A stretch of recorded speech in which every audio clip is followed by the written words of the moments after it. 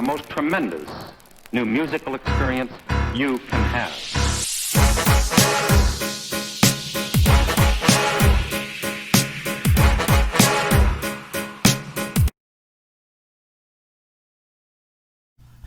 Hey yo, what's up y'all? It's Logan, and I'm here bringing y'all this review to this newest KB album called His Glory Alone.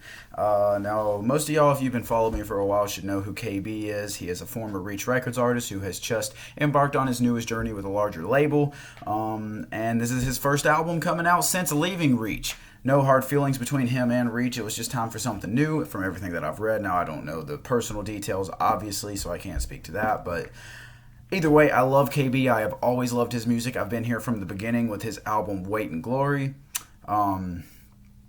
Following that up with the EP 100. Loved that one. He showed so much growth between those two. And then Tomorrow We Live, which was a decent album. Took a little bit of time to grow on me, but it did. And then Today We Rebel, which is one of my favorite albums ever. And definitely one of my favorite Christian hip-hop albums ever. Now, this year's been a great year, probably the best year ever for Christian hip-hop, getting Restoration by Lecrae, getting getting 180 by Aha Gazelle, getting Broken Heart by Holvey. I mean, I have just loved this year. Heathen by Galvey. Every artist that I love and follow has shown tremendous growth this year, and to see that from KB would just make this year even better, and you know what? That's what I saw. I'm going to go through the pros first. The gospel samples are beautiful. From hearing him sing on 10K, which is one of the singles that I've probably mentioned before, all the way to the sample of Let It Rain, Let It Rain, Open the Floodgates of Heaven, that song. The sample of that and the interpolation of that chorus onto the intro track Let It Rain, R-E-I-G-N, not R-A-I-N like the original song. Beautiful sampling there, and that is my favorite song on this album by far, Let It Rain, which I will talk a little bit about later.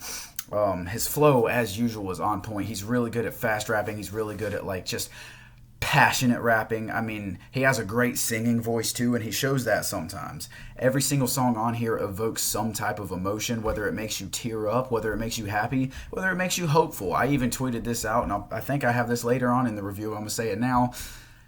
If you've ever felt hopeless, listen to KB, because his music gives you an automatic infusion of hope. Even in the sad tracks where he's like, I feel so far gone, I feel like God has forsaken me, I feel like I've ran away.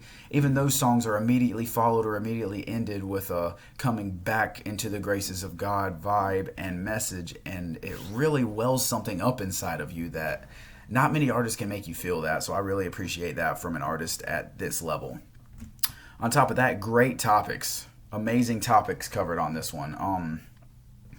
Whether it's a Christian message, whether it's a more political message, whether it's a message of love, message of fear. He doesn't really talk about fear as much on this one as he did on Today We Rebel. Today We Rebel, of course, being more topical, being shortly after Donald Trump's election. Of course, he could have gone that route with this one, considering all of the stuff that's been going on. I know specifically he actually bought a treadmill after the Ahmaud Arbery murder, out of fear for his own life, but then decided, you know what, I can't live my life in fear. I need to face that regardless. What message am I sending as someone in power to give in to fear? Little segue there, not segue, but little tangent there. But I mean, he really decided to go with a hopeful message here to spread hope, to spread faith in a time of so much fear and anger and pain.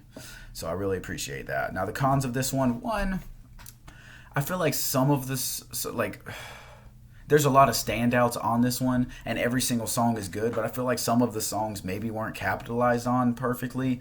Like, some of them just feel like, compared to others, We Right Here, like that song, it's an anthem, they're just chanting, We Right Here, all over the hook. I just feel like that song didn't really do enough. It felt like just a hype song just for the sake of being a hype song, not that there's not stuff in there, like messaging in there, of course there is, but stuff like that. But most of the songs on here honestly stand out. So that's not that big of an issue to me. That's just something that I saw that made me say, okay, well, this isn't a 10. My other con, he's not on Reach anymore, man. Oh, I hate that we lost him, but whatever. So you don't get those usual features from a Lecrae or a Tripley or an Andy or even Galvey or 1K or whoever. Even the last one, he got Aha on there because that was right before Aha left Reach. He really was only there for that long. I mean, anyways, that's all my cons. It's not many. It's a great album. Standouts, like I said, Let It Rain. Amazing sample of a song of the same name, just spelled differently. Let It Rain, Open the Floodgates of Heaven, of course. And a great feature by Bizzle, an artist who I don't hear the name of often anymore. At one point, before Lecrae really, really blew up, people were arguing, oh, maybe Bizzle's a better Christian rapper than him. He's not. But Bizzle is really good, of course, on that God Over Money grind. I love most of what I've heard from him, although sometimes he can be a little corny. Also, he's an interesting Christian hip hop artist because he's okay with cussing, which I'm not saying he shouldn't do that. I'm not into that debate.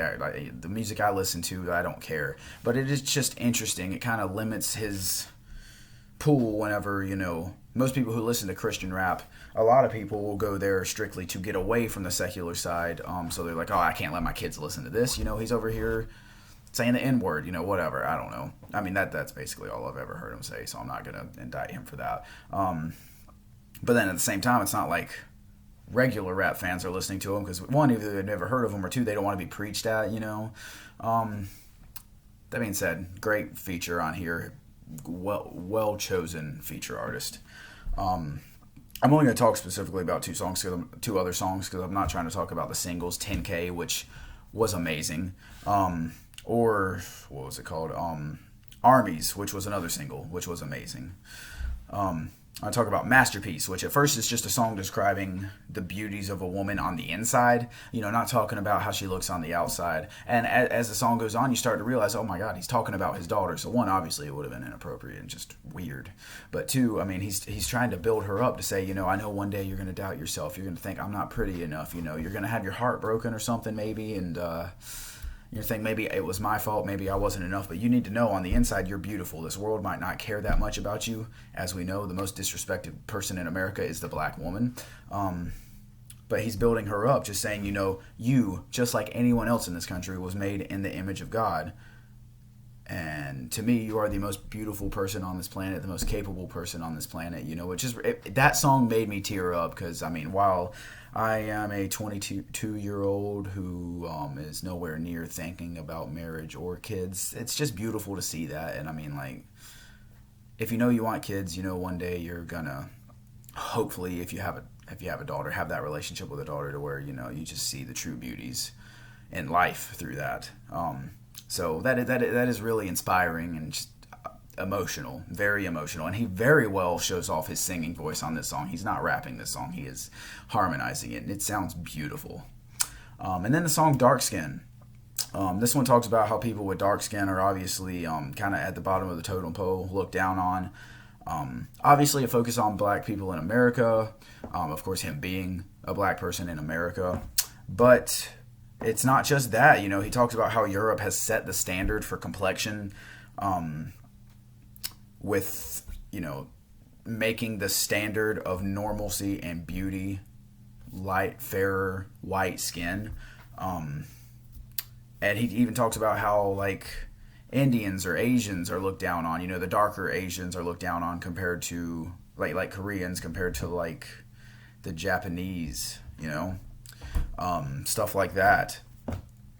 And specifically, the messaging of this song is to call out the church to be less political or tied to America, and more tied to God, like how a lot of churches today either try to fall too far on the right side and forget the message of love just to describe the hate of sin.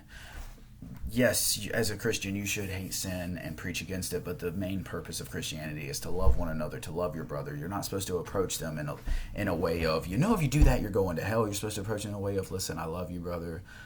I'm here for you. I'll pray with you. If you need any help, I'm here. And that's exactly what he's preaching here. And then again, on the other side, a lot of churches just try to be overly progressive to where they're just saying things as sound bites, and it comes off as not genuine. So I appreciate how he calls out the church like that, because that's something I've noticed, especially growing up in the South, and growing up a Christian. How the church can be more tied to America be more tied to, let's just say a lot of times they care more about if you're kneeling for the national anthem than if you're on your knees to pray to God.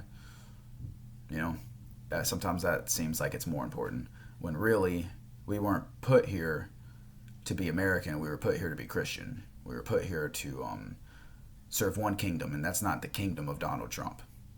That's not the kingdom of Barack Obama. That's not the kingdom of any president, any politician. That is the kingdom of God. So that's what's important. And I like that he sends that message. To flip to a completely different note, in conclusion, this is everything that I want it to be, man. This is a man who can make you feel hope in the most hopeless moments. Just the way he conveys his emotions to make you feel them, also to make you feel uplifted, is amazing. He has some bangers on this album, some absolute he never really does trap like that, but some absolute just hype tracks. He has some introspection, he has some storytelling, he has emotional moments, he has everything. And it all brings it together.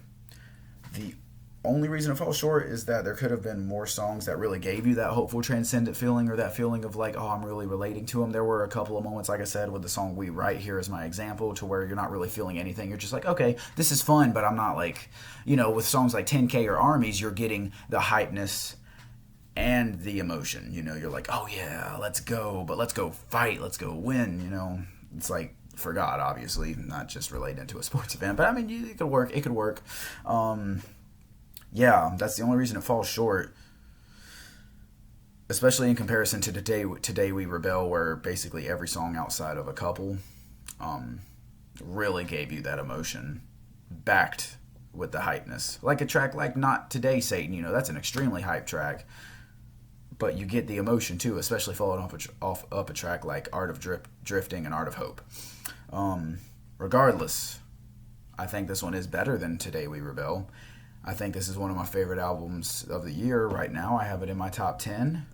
And rating-wise, I'm giving this one Album of the Year contender 8.5 out of 10. Love it. Gotta come back to it so much. I pretty much had the song Let It Rain on repeat. Not that the rest of the album isn't just as good, but dang, that song's good, man. Yeah, let me know what your thoughts on this one are. If you haven't listened to it, check it out. Don't worry, I'm getting Public Enemy review out probably tomorrow. I'm going to get the Spillage Village out probably Wednesday. And then maybe, I haven't listened to all the other albums because I had a friend come down this weekend, but maybe I'll probably do a quick reviews for the rest of the albums, that being like Elzhi, ASAP Ferg, Action Bronson. If I get to MGK, we'll see. Hopefully I'm not leaving anyone off that list, but if I am, I'll make sure I'll include them in the video too. Again, appreciate y'all checking this one out. Make sure to hit that like button, comment, sub, hit the bell for notifications, and I'll see y'all probably tomorrow.